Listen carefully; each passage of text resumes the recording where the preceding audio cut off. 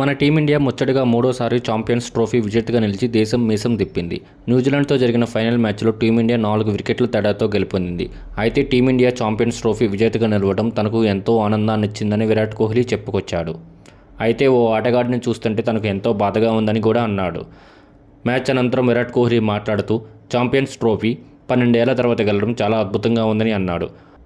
Australia పర్యటన చేదు అనుభవాన్ని మిగల్చడంతో తాము తిరిగి బలం పుంజుకోవాలని భావించినట్లు చెప్పాడు. ఏదైనా పెద్ద టోర్నీ గెలవాలని కోరుకున్నాం. చివరికి ఐసీసీ ఛాంపియన్స్ ట్రోఫీ గెలవడం మంచి జోష్ ఇచ్చిందని అన్నాడు. ఒక మధురమైన అనుభూతి అని చెప్పుకొచ్చాడు.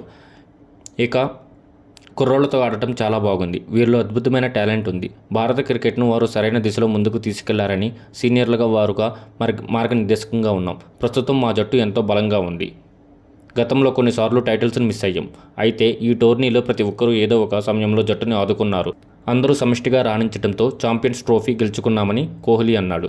ఇక ప్రత్యర్థి జట్టు గురించి మాట్లాడుతూ క్రికెట్లో న్యూజిలాండ్ జట్టు ఎంతో ప్రమాదకరమైందో అందరికీ తెలిసింది. వారు గత కొన్ని సంవత్సరాలుగా ఎంతో నాణ్యమైన ఆట తీరును కనపరుస్తున్నారు. వారితో ఆడిన ప్రతిసారి మాకు ఛాలెంజింగ్గా ఉంటుంది. ప్రతి ప్రణాళికలను వారు ఎంతో ఖచ్చితంగా మైదానంలో అమలు చేస్తారు. నాకు తెలిసి అంత ఖచ్చితమైన ప్రణాళికలను మైదానంలో అమలు చేసే టీం మరొకటి లేదు.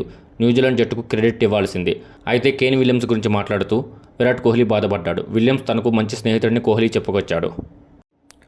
అయితే అతడిని ఓడిన జట్టులో చూడడం చాలా బాధగా ఉందని అన్నాడు. కానీ అతడు గెలిచిన జట్టులో ఉన్న 2 సందర్భాల్లో నేను ఓడిన జట్టులో ఉన్నానని చెప్పి అందరినీ నవ్వుల్లో ముంచెత్తాడు కోహ్లీ. ఇక తన రిటైర్మెంట్ గురించి మాట్లాడుతూ తనకి ఇప్పట్లో రిటైర్డ్ అయ్యే ఆలోచన లేదని తనపై వచ్చే పుకార్లు చెక్ పెట్టాడు కోహ్లీ.